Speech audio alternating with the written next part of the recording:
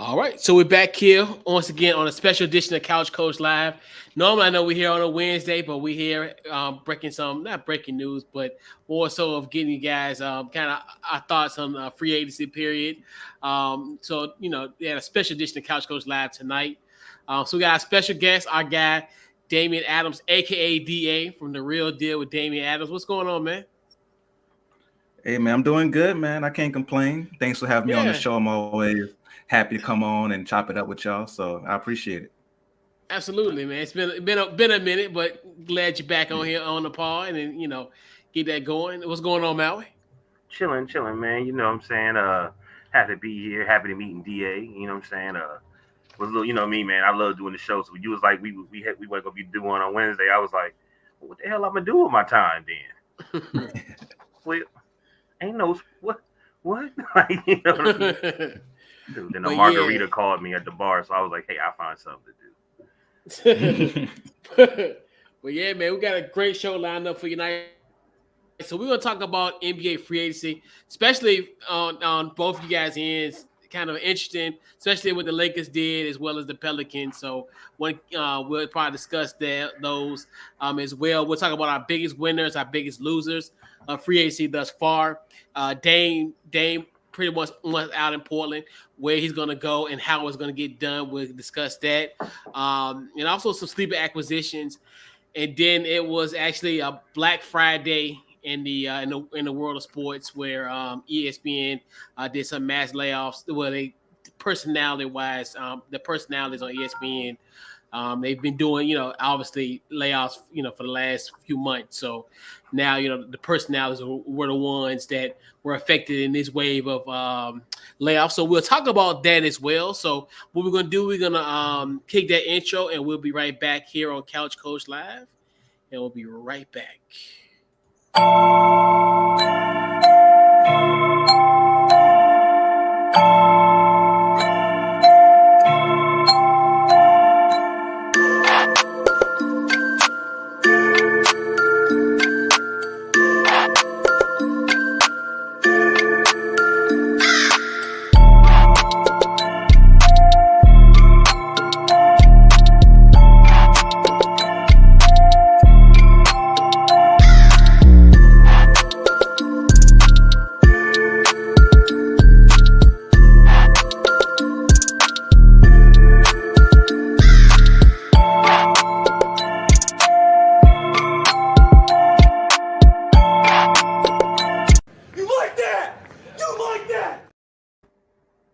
Yes, and we like that. Shout out to our guy, Captain Kirk. So we're back at it again here on Couch Coach Live again here. All right. So this week's Couch Coach Live is brought to you by the good folks at Goalie. Head on to Goalie. Use the promo code CouchCoach at checkout to get 10% off. So we got to get going with our NBA free agency talk. So we'll get it going. Friday was a very interesting day in the free agency world, where you can legally do all these transactions. So Friday was interesting, but I think Saturday was the most intriguing, obviously, with the news of Dame Lillard officially saying, hey, he wants to trade. So first I'm going to go around the horn. You guys' thoughts on that request, and then how this going to work, because I know Dame really wants to go to Miami, but Brooklyn is also, and the other teams also in the factor as well. So I'm going to go with you first, DA. Your thoughts on the trade and where do you kind of see this panning out? Well, I'm glad that Damian Lillard has finally asked for a trade. I think this is the first trade request that has come with 100% fan approval. Like, no one's like mad at him for finally asking for a trade. We're like, all right, about time. About time you finally asked for a trade. You did your time. Like, you put in the effort to try to make this team a champion. And now they're going in a direction where they're kind of rebuilding. They're going with a youth movement. And Damian Lillard at this point is no longer going to be part of a youth movement. So it's time for him to go ahead and get to a situation where he can have a good chance to win. So I have no problem with him requesting the trade. And I hope that Portland does. Of course, they're going to do what's best for the team. But hopefully they look out for him in that way of trying to get him to a good spot. Yeah, absolutely. What your thoughts, Maui? Man, this is overdue. I mean, we was in a bubble. We was having. I was bringing that there was teams that need to be blown up, and this was one of the ones. When you look at from 2019. I mean, before that, he was playing almost 80 games, and then after that, like the average games was about he played like 60 games for injuries, and then they got Phillips there, and then you could tell the chemistry wasn't there. I mean, they still be balling, but he played better with CJ, and they both had injury issues, and it's just time, man. You know what I mean? It's just really it's just time. It's really overdue. He should have signed that big contract. He should have moved in. But hey, man, he stepped up. It probably was hard. He seemed like a loyal guy, and you know, I get it. You grow up with people and but it's a business. You got to look at it as a business. If you pay attention to John Morant and Zion and everything, it is a business, man. You want to control your own narrative, especially a star like him. Yeah, and like you said, and I'm glad both parties finally told the truth about this. Where it's like, because everybody's like, Dame didn't want to do a trade. Portland, they wanted to keep him as much as they can. Mm-hmm. I'm glad that both of them, they came to the room and said, "Hey, this is not gonna work. We need to, find somewhere for you to go." And I'm glad, like, everybody finally started becoming honest. I think that's where it really boils down to. And like you said, I think consider the fact he's done all he could do in Portland. And I think it's best for Portland to move as well, because now you're looking at their youth movement. I mean, I think you look at Portland, it's, this is the Anthony Simons and Scoot Henderson team. So where did that really fit Dame? And then also, re-signing Jeremy Grant to that deal. So it looks like, it's this, you look at this, how this team is made up. This team isn't going to contend. I know Dame wanted a team that's a contender. This team isn't going to contend anytime soon with what the moves they've made in these last few weeks. So I'm glad that this did actually, finally come to the forefront. It's interesting. I still think he's going to end up going to Miami, but it's going to be somewhat of a interesting three-way deal. I think I'm starting to see like a lot of three-way deals in a sense make sense, because I think if it was like a Miami Portland straight up, I don't think it's going to work. But I do see some. I know like there was one that was floating with Chicago where Zach LaVine is in that trade where he would go to Portland. Duncan Robinson, Hero goes to Chicago. Obviously, Miami get Dame. I don't know. It's so many other draft picks. I think Chicago gets some draft picks. Portland gets some draft picks. I forgot. I don't know how the draft picks work, but it's some 2029, 2030 draft pick consideration, all kind of like, sixth graders, for the draft rights of sixth or seventh graders. So I definitely think it's going to be a three-way deal. I know people, I know Brooklyn probably has, as far as contract-wise, they have a little bit more flexibility. But because I know they could probably, trade Ben Simmons, that it just, and they sit on that dead money. Portland sit on that dead money. But yeah, so it's going to definitely be interesting of how this going to play out. But I definitely think Miami was being when the dust settles. Mm-hmm. Yeah.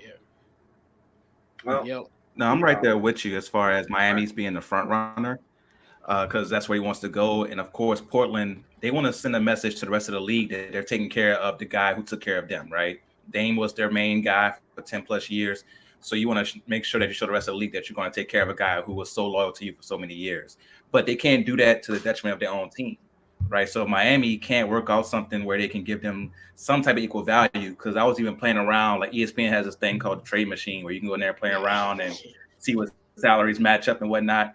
So I was in there playing around, and outside of giving up, they don't want to give up Jimmy Butler. They don't want to give up Bam. So then you're looking at Tyler Hero and Duncan Robinson and a bunch of draft picks. And you wonder if that's enough for Portland to say, okay, we're going to pull a trigger now and give up Dame for Tyler Hero, Duncan Robinson, and maybe 4 draft picks. You wonder if that's enough. And you have other teams who could offer more. Maybe Philadelphia, James Harden. We know he's looking for a trade, just opted in. Maybe do James Harden along with, a couple of complimentary pieces to make up the salary. And you have James Harden going over to Portland. Now, I don't know if James Harden would like that. I don't know how the strip clubs out there in Portland are. I don't know if they're up to his caliber. But but James Harden could maybe go out there and do his thing. We just don't know. Also, one I thought was interesting was maybe Minnesota. Minnesota going because I'm looking at my paper. Cards. Carney Towns. I think Carney Towns needs to change the scenery. I believe that's Anthony Edwards' team now. Damian Lillard, Anthony Edwards. You stuck with Rudy. Rudy's stuck there. You're not going to get anything back for Rudy. They stuck with Rudy. But you have Damian Lillard, Anthony Edwards, along with some other pieces on the wings to go with Rudy Gobert. You have a decent squad there. I don't know if it's a championship squad, but it's a decent squad. So you have some options there outside of Miami for Portland to maybe get something more back than what Miami can offer. Yeah, yeah, that would be interesting. Definitely, if Cat goes to Portland, that would be a nice dynamic with with what they already kind of got constructed. Right, I was looking at that too. I had one. Hey, Bill, I was thinking Suns, but Bill, I would trade Bradley Beal for him, but he has a no trade clause, right, in his contract. Yeah, he still held on to that no trade clause. Yeah, because I was sitting here like, man, that would be because I think I could see Bradley going to play for Portland and maybe do stuff with those young guys. But I was looking at the Bulls. I was looking at everything. I said, well, damn, because I think Bill, I think Chauncey could deal with some younger guys. I know they want a big star, but you ain't gonna get too much of a bigger star as Dame. Like in the record books, like you know what I mean. You ain't gonna get nobody as big as him. So I don't know. I was even thinking this since they starting young. I was thinking maybe, and it's a stretch, maybe the Cavs, because I was looking at I don't think what is it? What's his name? Garland. There's Garland. Yeah. I mean, I know he the future, but they got Donovan Mitchell now, and this playoffs, I didn't feel like they meshed together as they did last year. Well, I don't know. Something was missing, and I felt like they're gonna have to eventually have to split them two up. So I was just trying to think outside the box, but I really like the Bulls, to be honest with you. I really like them because Miami is more than just. I've been learning they have a lot of discipline when it comes to Miami, and not saying Dame can't deal with that discipline, but there's a reason why a lot of guys don't try to go to Miami. You know what I mean? Yeah, and I think he will. I think his biggest thing, he wants to win. So I think right at this point, I think he'd be willing to kind of what is it? Because like Pat Riley, which got to be like under 8% body fat. I thought it was 4, but that's just me. I forgot what it was. It was something. Yeah, it was a ridiculous number, and I like Yeah, he got to be under. Yeah, he got to be like small. I also was looking at a system. But I was thinking of a system. I really think he may need to go to Philly though. I think Philly might be a really great move for him because I think he got a good coach in Nick Nurse. I think they will mesh well together. Yeah, him and Embiid together would be nasty. Yeah, man. I really think that, and then I think Nick Nurse. Like I think Dame is a no nonsense type of person, and you got to come at him a specific way. Like you know what I mean? He ain't really gonna take. I mean, he probably wants you to be straight up, but he ain't gonna take nobody playing no games with him, and that's what I was looking at, But I really out of everybody though, I think Cavs was a stretch, but I think Philly might be the move for him. I had one more kind of outside the box one. Mm-hmm. What about Milwaukee? I was thinking that too. Yeah, so they would have to trade to like make the salaries match up. We Drew Holiday, Grayson Allen, and another dude, Bouchamp, who's a guy on their bench who don't really get much time, but just to make the salaries match up with Damian Lillard. Do you think that would be worth it for Milwaukee? Yeah, because I would because and I was thinking you can probably put in maybe either Lopez or Middleton. Because I was like, if you get them and they can stay there, and you get a better Drew Holiday. I mean, honestly, it would be a great deal. Like I could see them literally being favorites once again in the East again. Getting that and like you said, that would be interesting for Portland because I think Portland is really just want to get expiring contracts. So I think they'll get something. I think they're probably going to want expiring contracts and draft picks. And I think that's what probably can seal the deal because I think they kind of got their young core that they truly, truly want. So you can just always go to Detroit.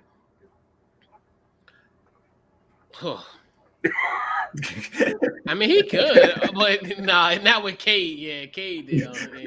Cade and Jay Navy. Yeah. Coach said, "Oh." Jordan rough. It ain't rough, but you know what I mean. Like it's he be better off staying in Portland Yeah, for real. Detroit. They just as young and They, inexperienced as Portland is. yeah, Detroit got a long-term plan. That's why they signed Monty to all that money. They got a long-term plan to try to get it turned around over there. I'm But, just not a big Miami fan. I know they strong, but I just feel like I won't. Like when I was looking at how long he played, I feel like in the beginning they had somewhat of a system.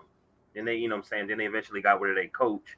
Then you can see like he ain't playing as many games. He's getting hurt more. You know what I mean? Because that means, so to me, that means he's trying. That's like Kobe Bryant when he had Phil, he wasn't getting hurt much because he knew the system. But once you get out of that system and you're trying to make something, you're playing harder than what you have to. You know what I mean? Your body starts breaking carrying down, more weight. and that's and I'm like, you're carrying more weight, and it just seemed like that's what he's doing. They got once CJ was gone, like he's playing like he went from 80 games playing to 60, then to 52. Yeah. You know what I mean? And I'm like, and a lot of it was Portland pretty much saying putting a kibosh on this season too. Like this year, right. They was like, "Hey, you're done." Like so a lot of it boils down to management as well too when it comes to that type of stuff. Right. Yeah, because they like that should have been once they told him that. Like once last season, he was still like okay to play, and they told him, "Hey, you can chill out." That should have been the sign right there. Hey, I need to go. Like that should have been it. Like, okay, y'all not trying to win right now. I'm an older player. Let's go ahead and get me out of here. Because even then, they were somewhat at least at a stage where they can at least vie for the a playing berth. They were, yeah. I think they was maybe like 11 for 12 at the time because I don't think they really was too far off. Do you think they should have made that decision early so we wouldn't, after the season, everybody would have been trying? Because I swear, man, I really could see him playing with the Suns, especially with Frank Vogel there and them two. I think they would be favorite. Myself, KD, Book, and then him at the point. Yeah, that's the only thing that's tough though is that Phoenix didn't have to give up much to get Bill, right? You gave up Chris Paul, who the Wizards knew they were never going to get, and you had Landry Shamet along with all those picks. So I don't know if they had enough to give up to get Dame, though. Yeah, and because Aiden definitely got to be in this trade if that was to happen. Because at least to match salaries, and you probably get Jokic potentially. Yeah. Because they signed, I forgot, they signed like a backup center in the free agency. So yeah, it would definitely be, if they can, that's the only way that can happen if they match that, because they probably could match salaries and throw in some other people for it. But yeah. So it's gonna definitely be interesting. I'm definitely gonna how that's all gonna play out. But we gotta get into essentially. Let's go into our biggest winners in free agency thus far. I'm gonna go with you first, Da. Who's your you just have in a few winners that you got free agency? So you might be surprised by my first pick, but I like what the Wizards are doing. Yep. Like you get off Bradley Beal's contract, which I know the people there now, the GM and the head of basketball operations, those guys weren't there when Bradley Beal got this contract with the no trade clause and all that stuff. That was another unit that made that stupid decision. But you get off that contract, you get Chris Paul back, which you're able to flip Chris Paul into Jordan Poole and some draft picks. You re-sign Kuzma, you get Tyus Jones. So you're building for the future, but you also have kind of an exciting young team that's worth watching. Now, are they going to win championships with this team? No. But I can see them in the play-in next year, being an exciting team, maybe getting the AC, getting some experience, and then growing from there. So I like what the Wizards are doing. That's my first winner. And I want to hear from y'all other winners before I, start just ranting and raving like I normally do. So I'm going to let y'all go. Get y'all winners. All right. Well, I went to definitely my Lakers, man, but I ain't gonna go into detail with that. I feel like they did the best. But I'm gonna give it to players. Jeremy Grant getting that $160 million for 5 years. Gabe Vincent getting that 3-year, $33 million. Tyrese Halliburton got 5 years for $260. Austin Reeves 56, and Fred for getting that 130 and being undrafted, Like if there ever was a story, don't give up. It would be Fred to win a title, become an all-star, fought to be a starting line. Like wow. But I definitely I'm gonna give it to Chris too, man. I ain't gonna. Oh yeah, one more because I didn't think he was gonna get paid, but definitely I really want y'all take on this too. Kyrie getting 3 year, $127 million. I'm just trying to figure out. I'm sure that's why he went there because he knew they were gonna pay him his money. But what is the Mavericks really doing? B? I mean, no disrespect to Kyrie, but wow. I mean, I actually like it. I love it. I mean, and the Luka's good thing tough. about it, huh? No, go ahead. Go ahead. I'm sorry. Yeah, I like it. I mean, it was kind of. I thought this probably would have been the most dramatic part of free agent. This one that went about the smoothest. Right. But I mean, they got to give it a shot. I mean, they got rid of so much Right. to get him. It's almost like God, if he would let him walk. Right. I mean, this team would, you think to yourself like, God, like this, that trade would have failed. But it's incomplete. Yeah, I think we got to give it time. I think that's the thing. Yeah, I'm right there Yeah. with Coach. Like you have to give this a full season and now a few more seasons to really see if it works out. But they definitely need some other pieces. Like you need defensive pieces around the great offensive players with Kyrie and Luka. We saw that last year, even though it was a short sample size. They had all the offense in the world. They had some games where they looked amazing, both Luka and Kyrie cooking, but they both getting cooked. So you can't have that going on. Like you need defense as well as the offense. But I think that combination of those two guys, along with if they get a dynamic big, could really make them a championship team. But you just got to see with Kyrie, we haven't seen him be successful playoff wise without LeBron. So now you have somebody in Luka who has the type of game that he can be that second guy to play off of him, and Luka be that primary playmaker. And Kyrie, all he got to do is cook, score, and every once in a while make plays. But Luka's that primary guy, so we'll see if it works out. But I definitely think they had to do it. They couldn't allow Kyrie to leave after giving up what they gave up to get him last year and not even make the play-in. They had to re-sign him. Right. Yeah, and that's what I saw that when they got him, he had leverage, so they had to. Yeah. You know what I mean? They had to do that. But yeah, okay. Yeah. So I do agree with you, DA, as far as winner wise, like it's that with the Wizards. I do like because I think 2 weeks ago the complexion of this team was looking like they would be the worst team in the NBA. Because I think when we talked about it, this was going to be that 3-way trade that Marcus Morris was going to be a part of with the Porzingis trade. But obviously we know that failed. So you like I said, you bring in a Jordan Poole, Tyus Jones, which I think now is going to be a starting point guard in this league now.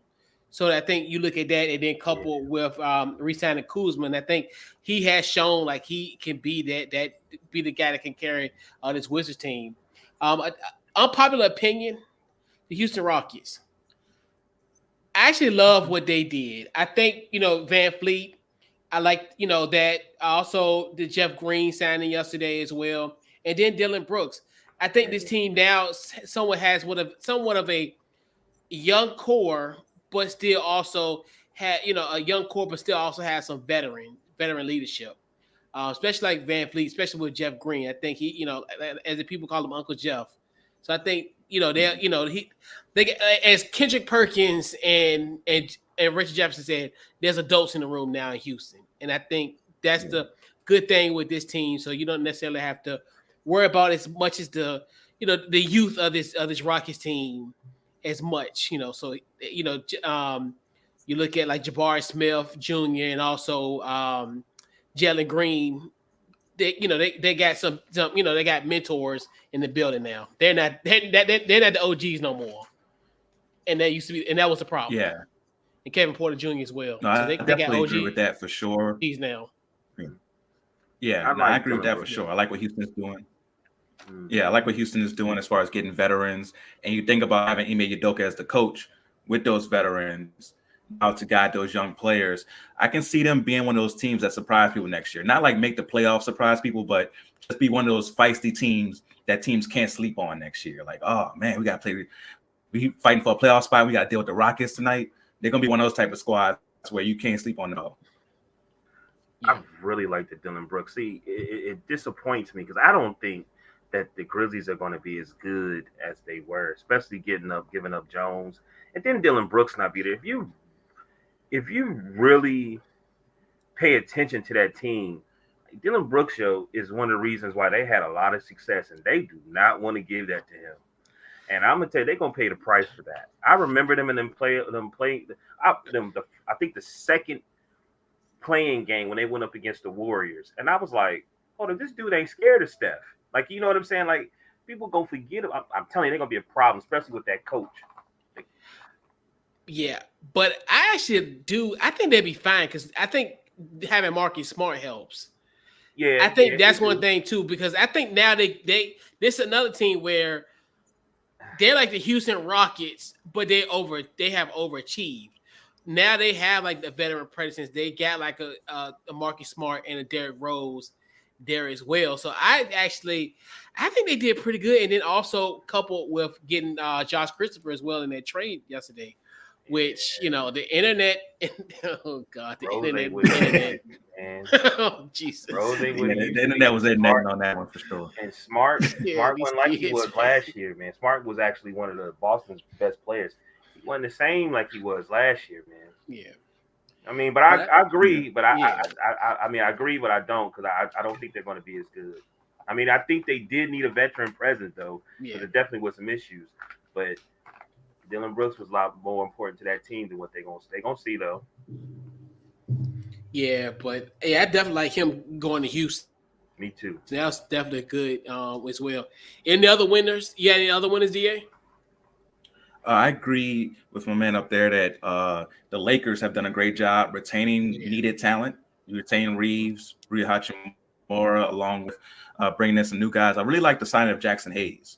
A lot of people might not know about Jackson Hayes, but me being a Pelicans fan, I know about Jackson Hayes. Very talented young guy, very athletic center, who I think with the right guidance and given a chance can really turn into a really good rim protector and rim runner because he's so athletic and can really help that team out as far as being like a backup center for them. I think that's a really, really good pickup for those guys. Hey, you're right. And I like that too, because also too, if you have those situations where AD is out, you can plug him in. So I think, and I know people say like, he gonna get cooked by Jokic, but that's the NO deal. Everybody's getting cooked by Jokic. Everybody is. Right. So it's like it's like he's not gonna be an exception to the rule. Like, so, but like, and that gives them that gives them flexibility because he's definitely a better upgrade than Mo Bamba. And so it's one of those where you get and coincidentally they both went to Texas. You can't make this stuff up, right? but that's so I definitely like that as well too. Like, so when you have those situations where AD's in and out the lineup, I think he can fill in that spot and pretty much I wouldn't say the same production, but he'll give you enough to get you through those stretches when AD's out for maybe a few weeks, what have you. But yep. So when there's winners, there's definitely got to be some losers. So I'm going around the horn, fellas. Who are your free agent losers? I'm gonna go with you first, DA. What you got? So I have a tie for my losers, and it's the two teams that was in the finals last year, the Heat and the Nuggets. Now, of course, if the Heat get Dame, everything changes. But they're losing integral parts in role players that really meant a lot to them. You got the Heat losing Vincent, losing Strus, and those are two very important pieces to them getting to the finals last year. You got the Nuggets losing Bruce Brown. Shout out to him getting his money from the Pacers. You got losing Bruce Brown, losing Jeff Green, two very important parts of their rotation. Now, of course, the core is still there. So Nuggets will still be the favorite because they have that core four that really is their core that gets them going. But those role players matter, and they really wanted to keep Bruce Brown. But, of course, the Pacers threw the bag at him, so you're not going to be able to keep him. But I think the Heat and Nuggets right now are kind of seeing that they're losing the fridges of the cake. They still have the main part of the cake, but the icing and what makes the cake look good, they're losing that part of it right now. And I think that's really going to matter come playoff time when you need those role players to step up. Yeah, that buttercream frosting. Yeah, you're right. Yeah, exactly. You need that good frosting. You need that good icing to really make the cake pop. Yeah. What you got, Maui? I got the Lakers, D'Angelo Russell. Please, why would you do that to me? Why would you You do got him. that to me? D'Angelo Russell. Come on, But you, man. you got him on clearance though. You got him for a great deal. Like Man, y'all take him then. you, Come you, on, you got man. you, Let you me got let you got go. you You got let beachfront property at pennies for $1. Are you serious? Like that's a man. good. Hey, 37 million is 37 million, coach. I don't care, man. What that's a 2 year, right? That's a 2 year Yeah, two one. year, 2 year. right. Yeah, 2 years. And Oh, then you let Schroeder go what? The Schroeder he signed like what 8 million or 5 million or something. Toronto, yeah, Toronto, yeah. Toronto. And I was like, they let Schroeder Yeah. go. I would have rather had Schroeder than damn D'Angelo Russell. D'Angelo Russell made every 3-pointer known the name. He did backward 3-pointers. He did through the legs. He was so talented after the game. But when it came to the game, Like, after the Grizzlies, I don't know where the hell he was. He was selling popcorn. He was so happy Austin Reeves was scoring. He was like, yeah, keep it going. Ooh, he making me look good, man. They ain't even looking at me. They focusing on Reeves, But I'm just trying to put some comedy in the show, but I'm silly. yeah. But yeah, I'm very hurt by that. I'm gonna say the Mavs. I know what you guys said, a whole year.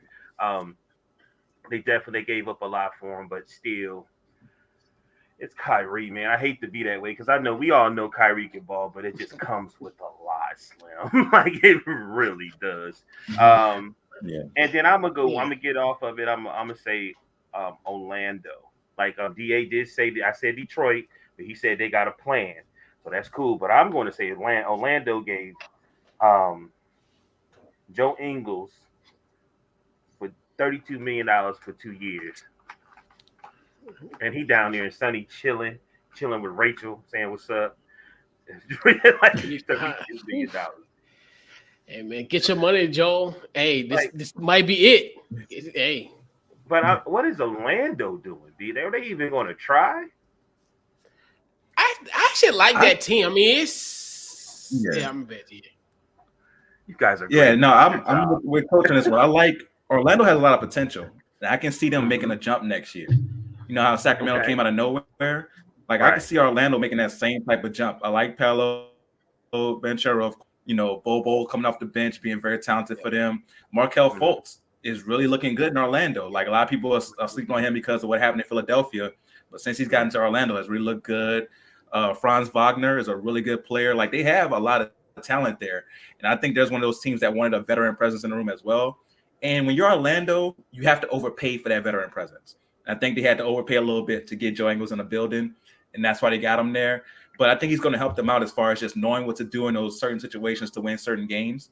So I like the move to get Joe Ingles. I think Orlando is one of those teams that will make the Eastern Conference playoffs next year. I'll go ahead and make that prediction now. I think Orlando will be one of the 8 teams in the playoffs for the Eastern Conference next year.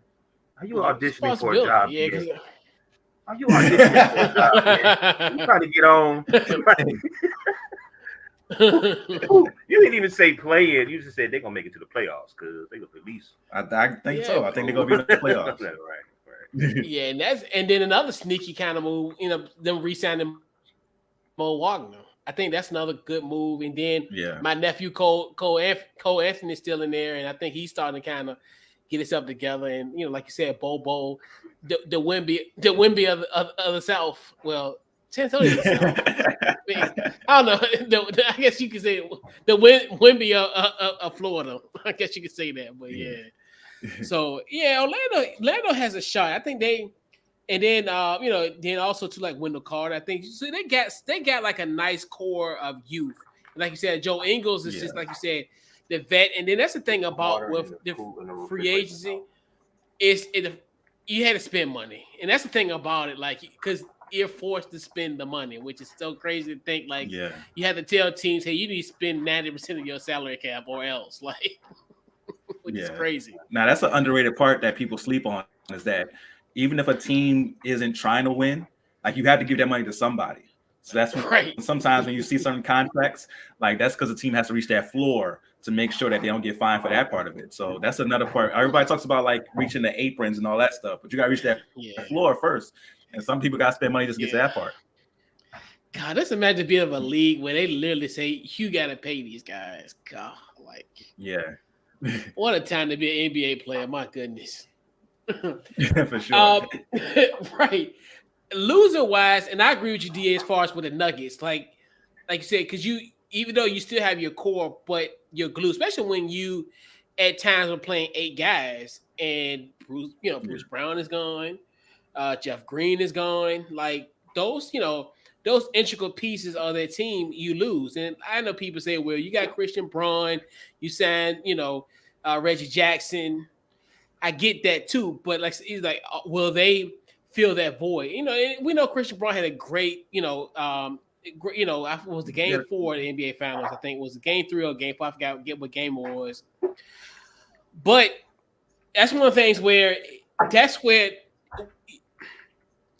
those intangibles playing that factor, because yes, you can replace these guys, but in essence, their value is something that you just it's not tangible. It's not something that you can see on the scoreboard every night. Like losing a guy like a Jeff Green and a Bruce Brown, you see, obviously he made such a great impact for this team, and replacing that's going to be really difficult.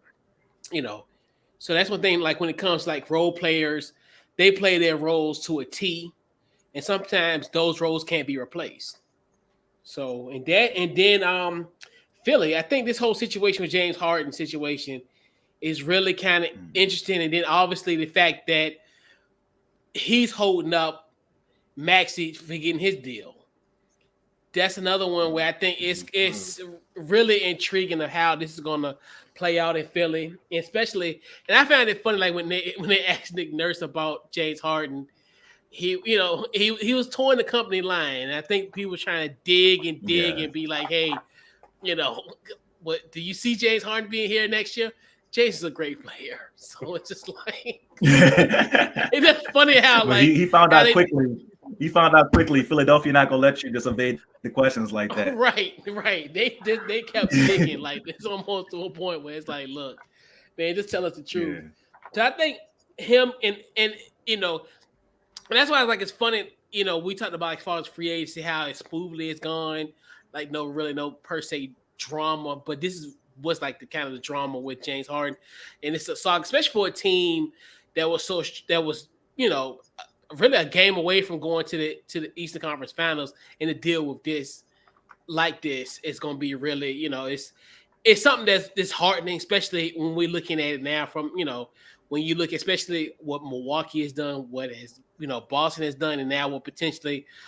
Miami being in the fold with this Dame Lillard thing, where you go, you're about to fall behind the line as far as Eastern Conference contenders, especially when you got this looming. Because I don't think this is going to be something.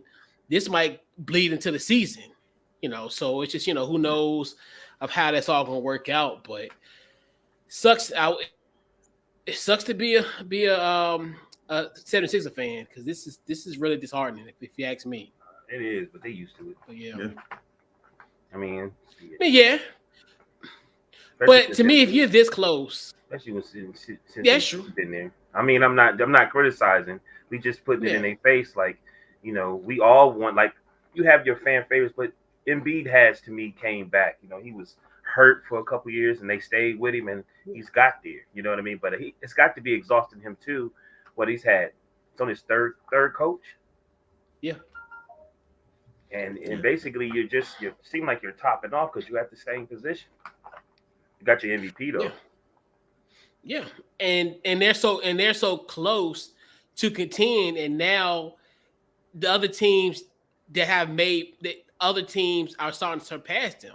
That's another thing too, where it's really disheartening. Where if James wants out, we need to find a way to get him out and get some pieces to help us contend, right. so we can don't be the fourth or the fifth best team in the Eastern Conference now.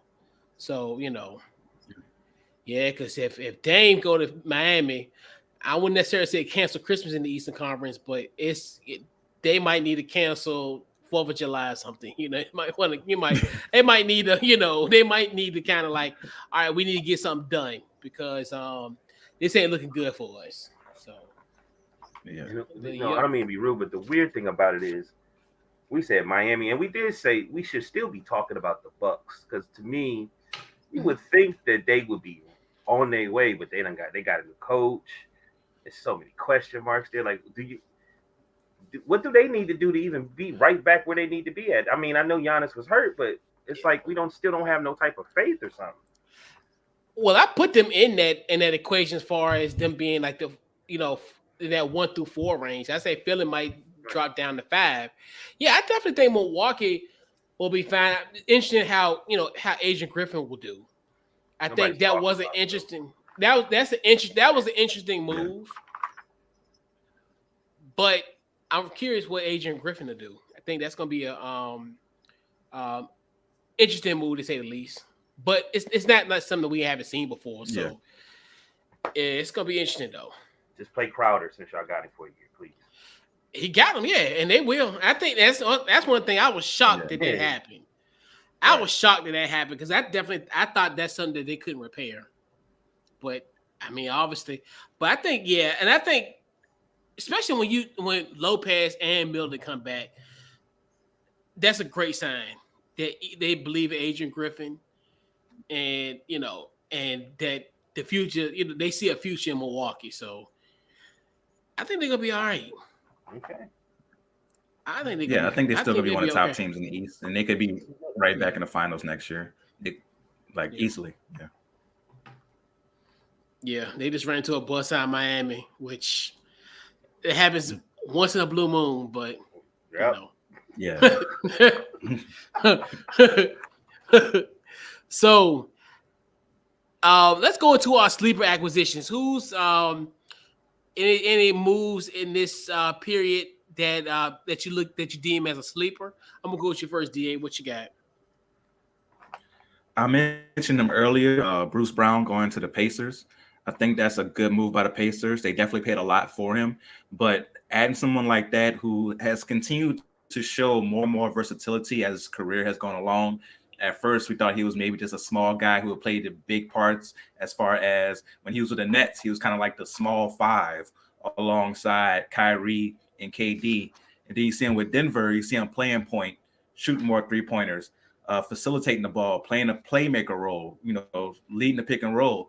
And now you add him along with Tyrese Halliburton, who they gave the extension to, and Miles Turner and the rest of that squad.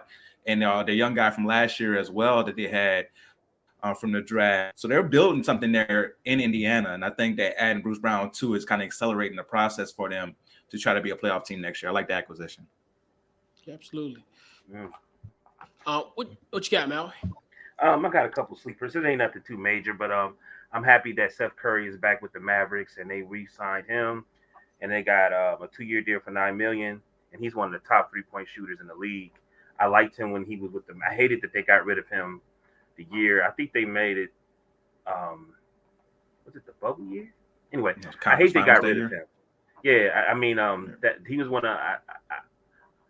I feel like he found his place there, and then they traded him. And then D. Powell, I like him. I like because Luka's still there, and I think sometimes when you have a star player, you have to have somebody you have chemistry with, and he plays forward. He plays the 5 and the 4. And then I love these two.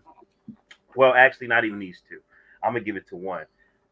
Reggie Jackson being signed by the Nuggets.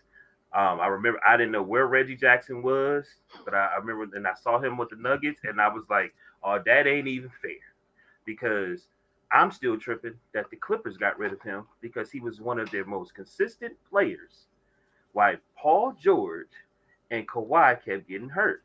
And I'm like, why would you get rid of the guy who basically kept them afloat so when they was able to get healthy, they could play in the playoffs? So I'm just happy that they kept him because I didn't think the Nuggets didn't play him much.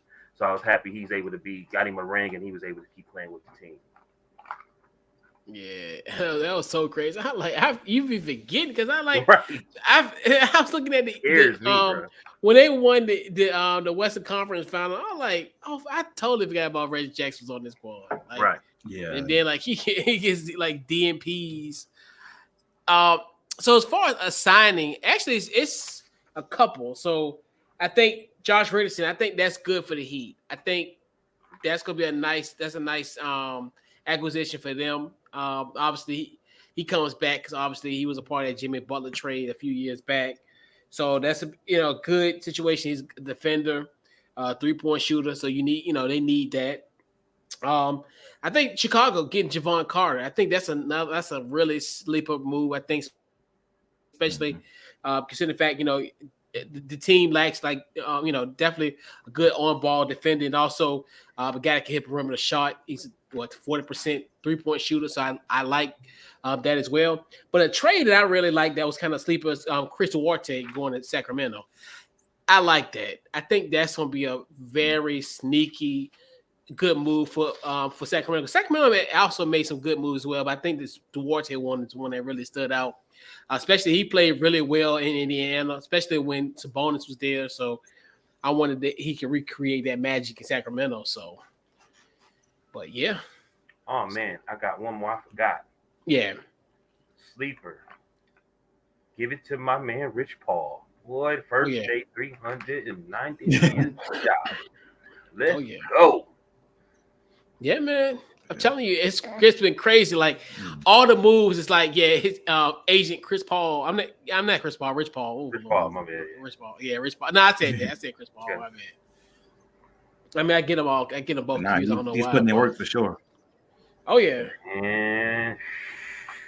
And they mad. They mad, man. They mad, man. They big mad. They big mad. Man, they stay. This clutch is just making it's like they just really handling business, even in the NFL. Like it's wow, man. Whew. Yep. Yeah, shout out to Nicole Lynn on that side, on the NFL side. Yep. Yeah, man. Yeah. Clutch is they doing their thing, man. Like, people be hating though, man. But hey, keep doing your thing, Rich. Right. So I know, man, it is crazy. So we definitely got to talk about it, and we talked about free agency starting on Friday, but obviously somewhat of a interesting, we knew that ESPN was going to, I think in November they announced that they were going to do thousands of layoffs. So, and they've been in waves. We've had people, long tenured employees. We had people that work behind the scenes. Like I know it was one guy that was there since 1980. They let him go. Others, but Friday was the day essentially where you had pretty much the personnel, the front, what they call the front talent, the front facing talent, the ones that we see on television day in, day out. So I'm gonna pull up a graphic, and it should be coming up momentarily with this one. So and it was announced on early that morning that it was gonna be like 20 plus names. So these are some of the names that have been released. Not gonna go through the whole entire list, but just some guys. Obviously, Jalen Rose was laid off. He was with them for well over a decade. Jeff Van Gundy, Keyshawn Johnson, Todd McShay, former University of Richmond quarterback, Max Kellerman, Susie Colbert, LaFonso Ellis, Matt Hasselback, Jason Fitz, David Pollock, just to name a few, Rob Nikovich, Steve Young, Nick Friedel, and countless others. So I'm going to go with you guys. I'm going to go around the horn first. We'll just talk about just your initial thoughts on hearing the news of the layoffs for Friday. I'm going to go with you first, DA. Yeah, man, it's horrible. As someone who's been laid off from a job before, it always sucks to, I think they might have had a heads up, but even when you have a heads up, it still kind of hits you in the gut like, damn, I just got laid off. I got to go look for work now. And now with them, the talents, obviously working at ESPN, being a talent, you make good money, and I'm pretty sure there's some type of severance package. So they're not going to be out on the street or nothing like that. But it still sucks for them to lose their job. And also, I didn't understand like some of the people who do what we do celebrating, like who are in the sports media space, kind of celebrating this, because ESPN for a long time was what stability looked like in sports media, right? When a lot of us started doing this, our goal was to get to ESPN. Now, of course, that's evolved because now with social media, you can make money a lot of other ways with your own content and build your own thing. But when I first started, that was the goal, right? I wanted to be on Sports Center. My mom still has videos of me when I was a kid acting like I was Stuart Scott, and I had the ringtone on my phone of the din-a-din, and I would act like I was reading off highlights. And like that was the goal at first. And then it evolved when I saw Stephen A. Smith on Quite Frankly. We had that show back in the day. I was like, oh, that's kind of dope. I would rather do that than read the highlights. So it evolved because of ESPN. That's what gave me the dream of doing what I'm doing now. And to see that it's no longer the stable place that it is in sports media, that trickles down. And it means it's going to be harder for all of us to be stable in this environment. So it's definitely not something to celebrate at all. So I hate that, these people lost their jobs. I hope that they all, land on their feet. But it shows that it's going to be harder and harder to create a stable environment in sports media for your employees. Yeah. All right, what you got, Mal? I mean, I agree with everything that you say. They've been talking about it for a while now that this was going to happen. And if you really just been paying attention, it's all these different companies is getting people to buy them. They saying, I think they've lost like a nine. They lost like 900 million. It's just I don't really know what to say, man.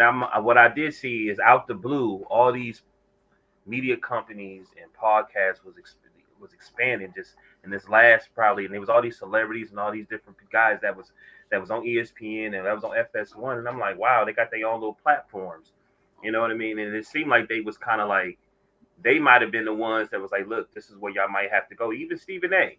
It seemed like he's really trying to find a way out so he can focus more on his pod, you know what I mean, or at least on his platform, because. I mean, me personally, I don't really watch. I don't have cable. I just have internet, so I don't really watch like. So I just watch what is on YouTube. You know what I mean? So it's some type of shift that's going on, and they kind of getting left behind. I guess I don't think they really know what to do, man. They can't control it like they used to. You know what I mean? They can't, and it is what it is. So I hope the best for them. They all got a name. You know what I'm saying? It's kind of messed up, but. Once Shannon left, though, it hit me kind of different once he bought out and he was like, it's gone. Because that's what I watched it, look for every day. And I haven't really seen anything pertaining to Skip or Undisputed or anything. So I was like, wow, it's really about to hit. Yeah.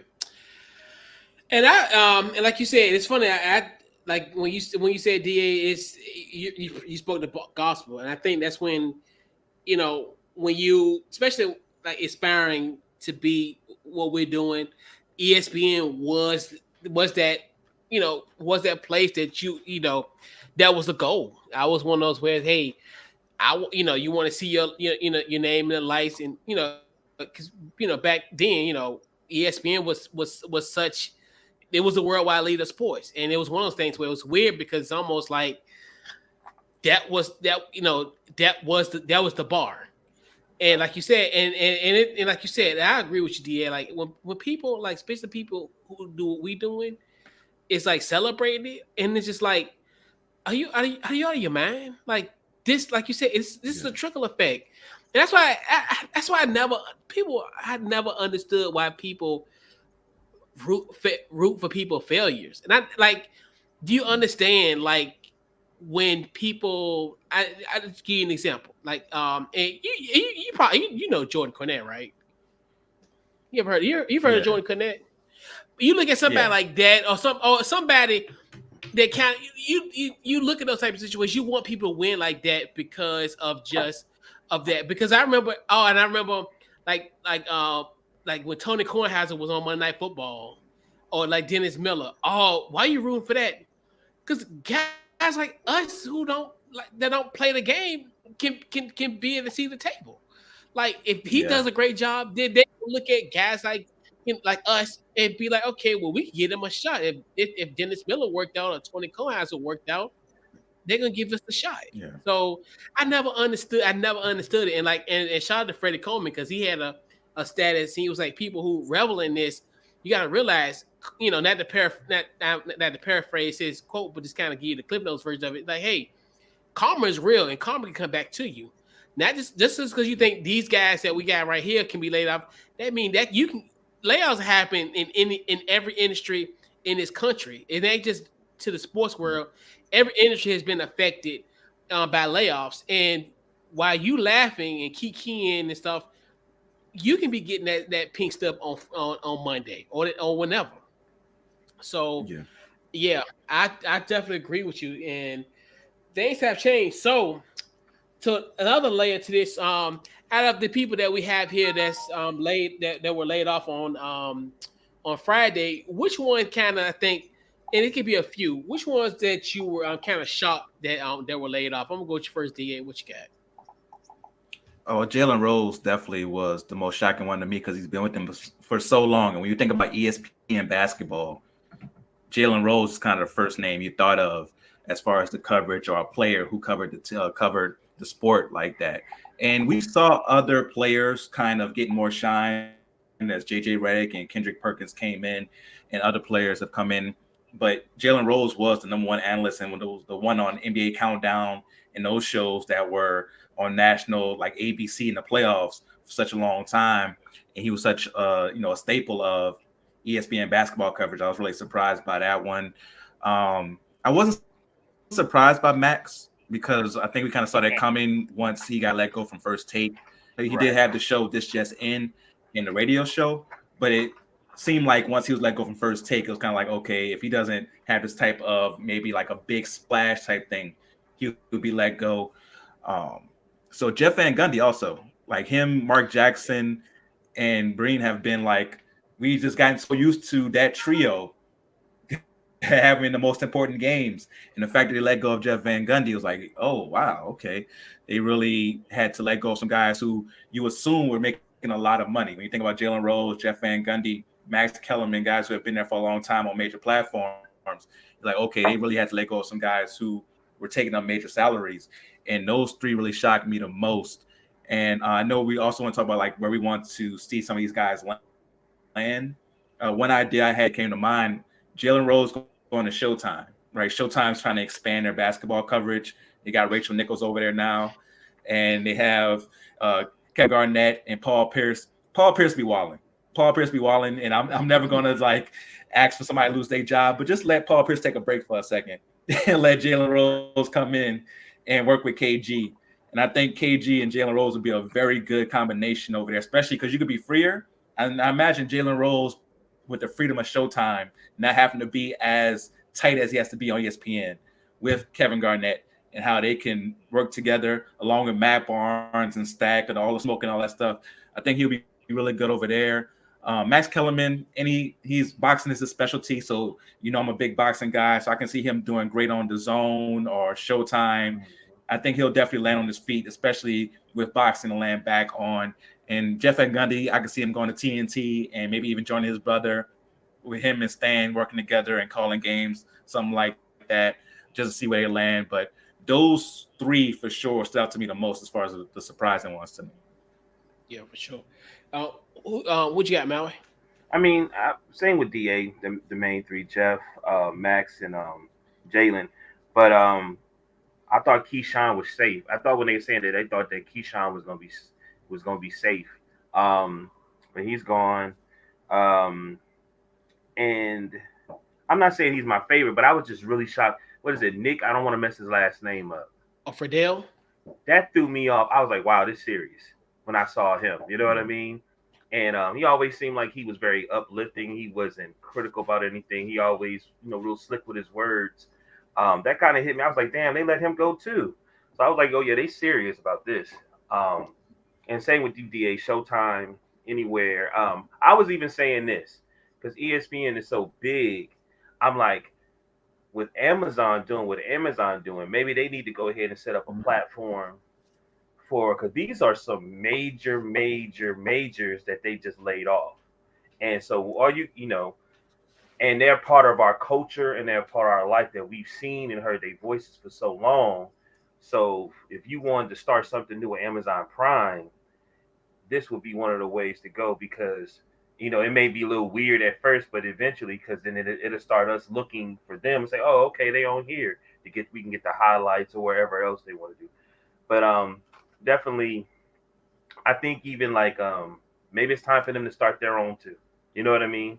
Maybe they need to get their own little podcast and have the same setup, like maybe like a Pat McAfee. Because I really like, when they're on their own platforms, they can be who they really are. Like I want you to talk to me Yeah. the way you would talk to me if we was outside having a beer, or you know what I mean, or just sitting by the water or something like that, like a real con. I don't want it to seem like it's being very scripted.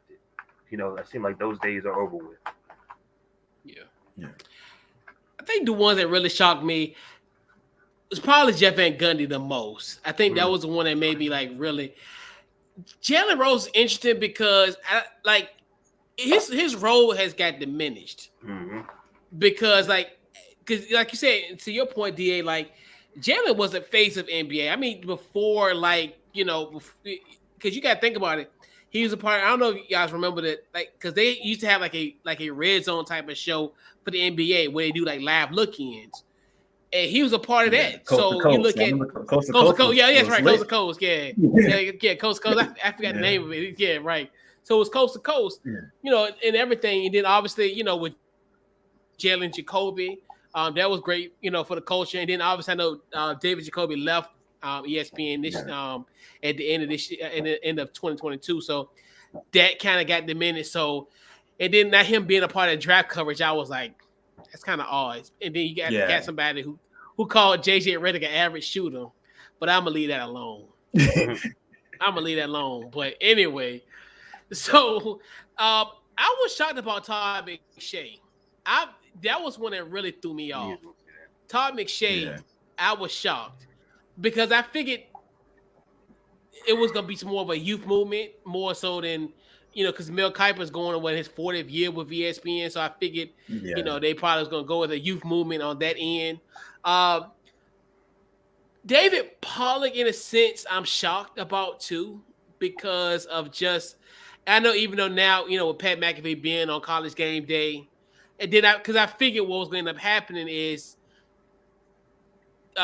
he was going to replace Lee Corso because I figured because I think Lee Corso missed probably like almost a month, and now I think he's like Yeah. 83, 84 years old. So I thought last year was going to be somewhat of his swan song. So I figured that was going to be their way of putting in Pat McAfee full time and plug and play in that spot. But then that was the shock. I was really shocked, honestly, from a optic standpoint, and also because a lot of it, because I was thinking, some of it was like, the age and the youth, but like I was shocked that they got rid of Ashley Brewer. I was shocked. I figured Yeah. she was gonna be like their next, their next sweetheart in a sense, where as far as she was young. And that's why I figured some of these moves I think they kind of it made sense. Like if you're looking at it from especially because most companies want to have like a youth movement where they Mm-hmm. really don't want to get rid of the young talent. So that one was kind of threw me off as well. But yeah, I definitely thought when they said Todd McShay, that one that really really shocked me. And yeah, but yeah, but then the part of me is like he got kind of diminished a lot too, especially during the college football season and I think sometimes he's been having some issues. I know, some weeks they say he looked like he either drunk or he always having a stroke. Like this happened. I think about the last couple weeks. I mean, couple of years. Yeah. I know it at least happened and I know in 2022 and I think 2021 there were some points where people was really concerned with Todd McShay and his health. And I think one year he missed the draft in 2000, I think 21 or 22, one of those years. But it's definitely definitely interesting of these moves. But I got a question. yeah, So wasn't it? Have they always had this big staff like this? Like since we really started watching it, probably the late '90s, or you know what I mean? Like really, like our teenagers. Has it always been? Because I felt like I don't know why. I just felt like probably since I don't know, maybe '04, they really had expanded and started bringing a lot of different people in, and they were just trying so much. And once they got they straight up show, then they started just adding more shows, and giving jobs to ex players. Am I tripping? And it seemed like now they trying to snip all of that and and trying to get it back to where it was, where it wasn't as many people. Yeah, I think so. I mean, because I think it was at its height. I think Right. back in those days, and now it's a little bit different now, Yeah. especially because pretty much these cut these moves are essentially because of them losing the money because they lost so many like subscriptions to the brand, and then now coupled with they get ready to have to probably have to pony up more money, especially now considering the fact that the TV contracts get ready to come up as far as NFL wise, and I know they want to get a Super Bowl, and so I know they're gonna have to up the ante when it comes to trying to go, be one of the highest bidders for the TV rights. And I think, and I even was hearing how I think down the line, they're gonna try to have their own like standalone app and charge us potentially $20 a month for that. I've heard that as someone as a rumor that that's gonna potentially happen. So, To me, that was um, one of their but downfalls. yeah, Because I remember when cable, used to get a basic ESPN on your cable with basic cable. Then all of a sudden you had to pick something, to pick a package, and they start charging extra for ESPN. Yeah. We already was charging extra. Then you know yep, what I mean? I was just like, oh, yeah. yo, people ain't just gonna do that when they could just go on YouTube. But that's what, Yeah. but that's what they trying to. They're trying to in essence trying to court in the market. But because that's what you even I don't know if we talked about it on the show, but how what Peacock is going to do this year, they're going to have their. I think that Saturday wild card game is going to be a Peacock only game.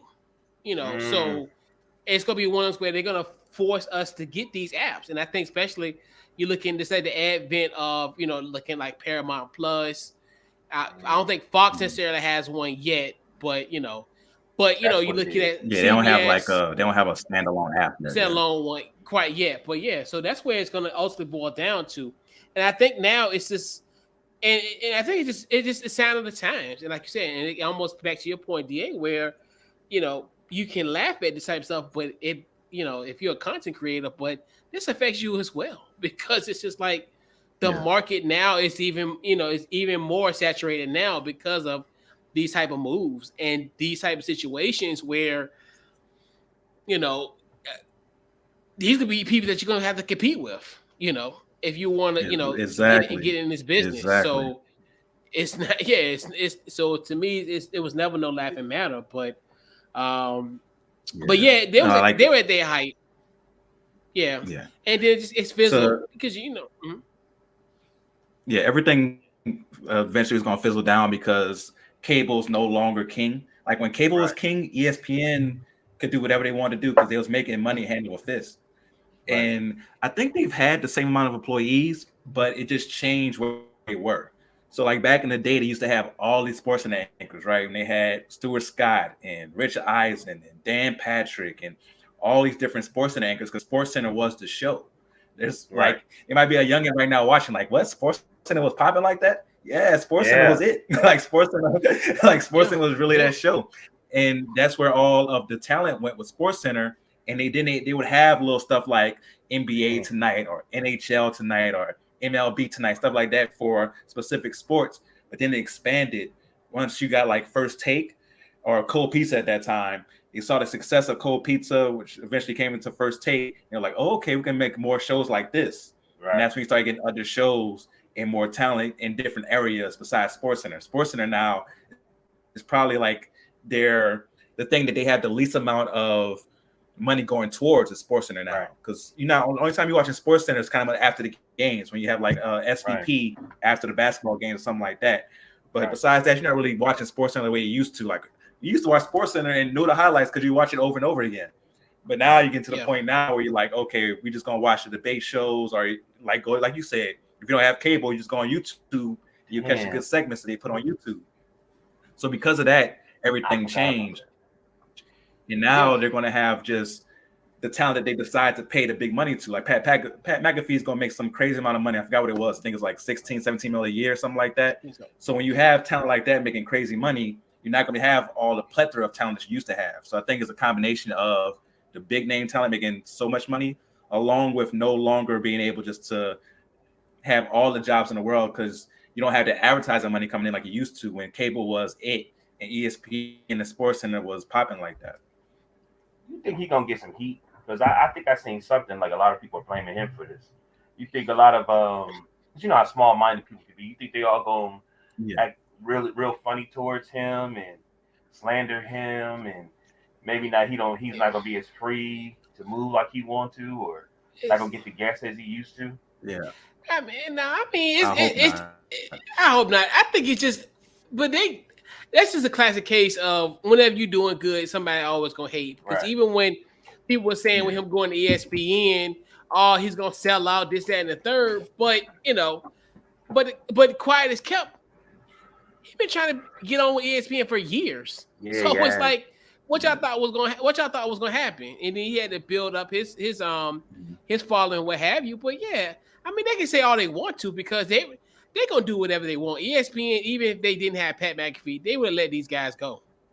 Right. So regardless who's gonna be that Pat McAfee, whoever, you know, I think Shannon going there. I don't know. I can see it. I can see it. I can see it. I know a lot of people saying he might go to FanDuel. I know a lot of people been saying FanDuel, And that's what other thing yeah. I put down was FanDuel, Underdog, and somebody else. Seems like they're putting these platforms out there. I don't know, man. It's just weird for you lay all those people out, and it's like, okay, because like you even said Showtime, that's still Disney. You know what I'm saying? So I'm like, okay, you fired them, but why ain't? I don't know. Y'all know better than me, man. You guys are the experts. Well, because that's a different. Well, ESPN is. Well, these are like ESPN cuts. Right. These are like ESPN, like the network cuts. Like as far as, because I think the other, like Disney was like across the board. Like it was. It's just it. Yeah, but those just some interesting cuts in the sense. Well, not cuts, but more so like layoffs. But you ever seen something like this before? Oh yeah, what They did a 2017 couple years ago, yeah. Yeah, a couple 2017. years ago, That's right. And like and then how was it like 2000? It's happened a few times. But yeah, but it's gonna happen, and they have another wave of it in the next few years or so when they're trying to cut costs, especially when it's time to cop up that money for the NFL. Right. You know, but that's definitely part of it. But I like your idea about Amazon, because Amazon, if there's one company out there that has the money to pay these talents and is trying to build their sports platform, it's definitely Amazon. So I can see Amazon going after Jalen Rose and Keyshawn, those type of guys, especially with them now having football. They probably gonna try to get into the basketball game as well. So I can see them going after those talents, especially someone like a Todd McShay. If they're trying to, especially with them having football now, I can see them trying to go after Todd McShay and improve their draft coverage and stuff like that. So I wouldn't be shocked by that. That's a good call. Yeah, because now really you got was it, I forgot his name, I forgot his last name. I forgot him and Kerry Champion. They're the only ones that's really at Amazon as far as having a show. What's it? I forgot the guy name. So yeah, that would I know you're talking about. He's a good interviewer. I know you're talking about. Yeah, he's good. Yeah, I know you're talking. Yeah, because he used to be like on Bleacher Report. I even seen something about Netflix talking about having sports, or thinking about doing some type of sports stuff. Yeah, so it ain't no Netflix get sports. Get ready for those subscriptions to be like $30-$40 a month. You might as well just get cable, right? You might as well get cable. Yeah. Especially if they get live sports. Oh my god! Like you might as well for sure. Gonna call the cable company now and be like, "Look, just give me back my old plan from 2017." It's getting to that point. Because we got Netflix, Hulu, Apple Plus, Peacock, Paramount Plus. Like at this point, we may as well just get cable at this point because of everything that you're getting. But the thing is, the apps give you so much freedom, right? The stream apps, you just go on whenever you want to go on, watch what you want to watch. And with cable, you got to set a DVR. You got to be at a certain time. It's too old school. So now we got spoiled. That's what they set us up. They spoiled us with these streaming apps, and then they hit us over the top with all of. They're like, all right, you got to pay 20 for this one, 10 for this one, 6 for this one. Like they got us, bro. and then YouTube TV. I like, man, that thing went up to $70-something. I'm like, can I get a grandfather deal? Can I be grandfather into like that? Like, 1999 price? Like, come on, man. Like, come on now. No, that's outrageous. That's outrageous. When I seen that, I was like $73. And hopefully your and the crazy thing is you would still have to pay for, if you want the NFL package, you still got to pay for that separately, right? On Right. top Hell of yeah. the increased price, right? Yeah. I'm like, shoot. That's crazy. For them price, I just stay in Virginia. I just stay in Virginia for the rest of my life. Like, so I can just watch it on regular TV. For real. Man, watching my Saints, man, it's expensive watching my Saints, bro. It's expensive. Oh yeah, that's right. Yeah, because you in AZ. Yeah, that's right. I forgot. Yeah. But yeah, man. So I know we kind of I know you guys kind of talking about like where do you want your favorite personalities to land. I know you guys kind of discussed some. Any other ones that you got in mind, or nah, not that I could think of, but the ones like I would really like Jalen Rose to go to Showtime. But the Amazon idea is really good as far as them trying to expand. I can see them maybe hiring a bunch of these guys and girls to go there and really try to expand there. Like, as you said, Carrie Champion, her show, and I only see like TikTok stuff of her show. I never like sat down and watched her show. So they need to do a better job of showing like, oh, we have Carrie Champion, or we have these people on. Because when they was doing the NFL stuff, a lot of those people they had like borrow, like Michael Smith was a borrow, and Taylor Rooks was a borrow for the NFL stuff. So they need to get their own talent. And I think that would be a good time now to try to get some of this talent. Yeah. And also crazy, I think for Keyshawn need to go to Undisputed. To me, I love that idea better. Okay. I love that idea better than Shady going there now. Or Lil Wayne. I do like Lil Wayne. Like they can have him from time to time, but I don't think he need to be that much. Lil Wayne be too high to go day to day. All right, that's what I'm saying. It'd be a little it'll be a little unstable. Hey, I mean, maybe early 2000s. Not this Lil Wayne. Yeah, that's what I'm saying. Yeah, that's what I'm saying. From time to time, a special occasion. If they do something on the road, maybe they have someone on location, but not every day. But I definitely think Keyshawn because the thing with Keyshawn, he's not a Cowboys guy. He's more of a Bill Parcells guy. Yeah. So like when he pounded this, how about them Cowboys? And Keyshawn gonna look at him like, really? Like, are you serious? Like So I look at that, and then he's already in LA too, and it's actually in a weird way. Yeah, it's a little bit early for him. So I look at that, for that wise. Like you said, Todd McShay, I think, like you said, he can either go. He probably go just about anywhere. I mean, he probably could take. Yeah. He probably go to CBS. As far as like CBS the digital, like what Josina Anderson had, like that type that division of CBS. So I can see him being a part of their draft coverage real heavy. I can see him representing out. Like he's not gonna go hungry.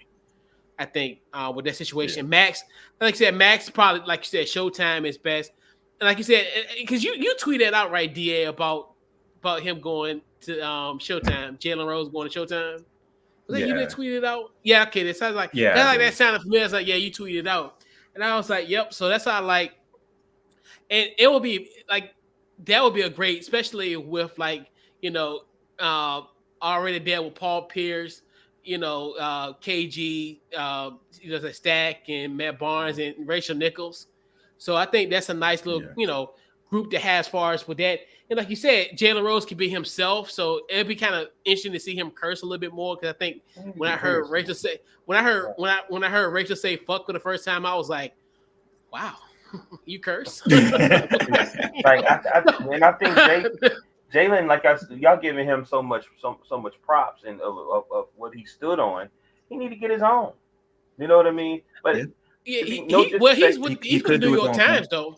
He got a podcast with the New York Post. So I mean, he can't. I mean, he got that, and I mean, I can see him doing his own thing. But I think I would like that type of personality from him because he's another one where I think we look at him as really authentic. I think that's why I can't speak for myself, but how transparent he is, even in the ESPN, kind of situation where he, is relatable. Like I think more so than anything, I think that's where you look at it, and it's even if you're like what they as the young kids call it casual, like he can kind of educate, those type.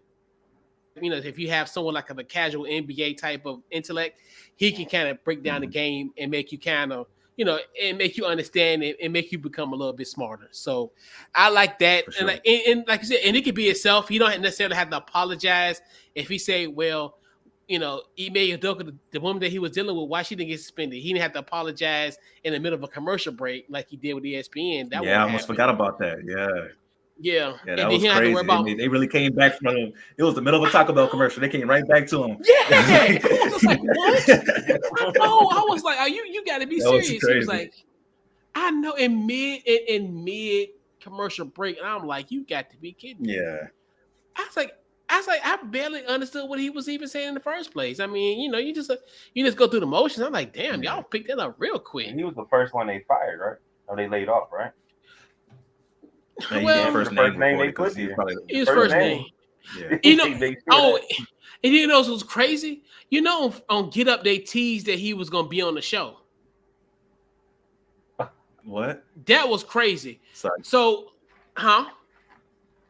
That's so. Yeah, I guess everybody wasn't in on it. I guess, yeah. Because they was like, well, okay, Jalen had some technical issues. I'm like, nah, y'all just fired him. That's so crazy. Right. Wow. And then this the objects of all this. Then another person who they're gonna get rid of is Vince Carter, because even though his contract expired in September. Oh yeah, they're not renewing his contract. Yeah. Yeah, but then after all this, they had a pizza party on the free agent special.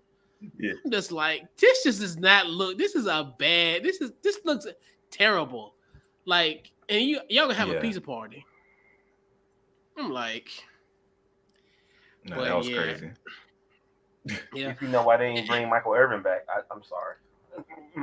Yeah, and that's why I think ultimately he should go to Undisputed, but I don't think that's gonna really work. Especially now we got like a Keyshawn Johnson. I think he would be perfect. Yeah, Keyshawn would be perfect. That slide. I think he'd be perfect for that. Actually, Max Showtime. David Pollock, he could be somewhere. He probably be, well, I was going to say the SEC Network, but that's ESPN. He could go back to UGA, do something, or he could be a part of the college football coverage, probably for Big Noon Kickoff. I mean, because I don't think they replaced Reggie Bush yet. I mean, he would be a nice replacement. Cause I know Reggie Bush get ready. I know their talks have been contentious. And then LaFonso Ellis, like that was another one that shocked me too. I think he can go anywhere. I think he could definitely fit in with Fox, like FS1 coverage. Like when they do like Big Ten basketball on it, he'll be fine with that. Mine was Susie Colbert. Oh, and she's been through so much. She is. It's crazy. Yeah, she's been there forever too. She's been there. Yeah, so silly. He gets so we'd be like, oh. Yeah, because it's like I'm not laughing at her, but I know. and she had the most awkwardest moment on television history, and it's like, oh my gosh, that was her with Joe Namath. Was that her? Yes, yeah. I don't care about the Jets struggling. I'm telling you, when I see certain names, I was like, yeah. I'm almost nervous. I said, is it about the end? I think she should go to NBC. Well, because who is their sideline pro? Because I know Michelle DeFoyer. She's gone and she just went off the rails. Like she's like full rogue. Right? She's what we consider her right wing. She just went off the tail end. Yeah, Susie could go there because I know Maria's gonna be in studio. Like they have Maria set up as the person in studio. Because I forget who is their sideline boys. Honestly, NBC got too many people because they only have one night, right? So when they have that one night, they have like 6 people sitting at the desk. You ain't got enough time to talk. Like they need to set it up in a different way where they can have more time for people to actually analyze the game. Well, she could do what's Jig? Because I know she can't. Amazon. I know they got Kaylee Hartig. So I don't know who's their sideline reporter because she can even do when they do the Big Ten games. You know, the Big Ten now is going to be on NBC. That's true. So they still got Notre Dame, right? Yeah, they got Notre Dame too. Yep. So Yeah, she can do a few things. I mean, I could see her maybe landing in maybe NBC potentially. Ashley Brewer, she can go anywhere. I mean, Ashley Brewer, she can write her own ticket. Like I, you Mm-hmm. know, you know, when it comes to TV, yeah, she can go anywhere, pretty Yeah. much. Man, they really all can, man. Like, Yeah, they all. I'm sure they all got, you know, paid to leave. It's business, so they pay them yeah, what they gonna sit, probably take a nice vacation. But if they're smart though, I'm telling you, man, they need to go ahead and set themselves up, nice little media. You know what I mean? Had their own little yeah, podcast. I mean, they got some competition because it seems like we all like to watch more of the players talk now.